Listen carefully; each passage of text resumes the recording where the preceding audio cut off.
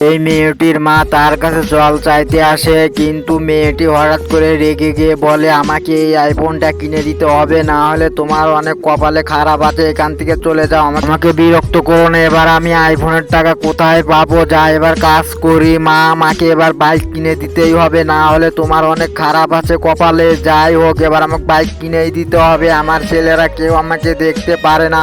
তুমি অসুস্থ মানুষ, তুমি এত কেন কষ্ট করে কাজ করছো? তোমাকে আজ কাজ করতে হবে না, নাও টাকা নাও, তুমি এই টাকা নিয়ে অনেক কিছু খেয়েও তোমার অসুস্থ ছেড়ে যাবে। এবার আইফোন কিনে নিয়ে এসে আমার মেয়েকে দেবো, আমার মেয়ে অনেক খুশি হবে। এবার আমার মেয়ে তো ঘুমিয়ে আছে, আমি আমার মেয়ে থেকে এবার উঠিয়ে দে।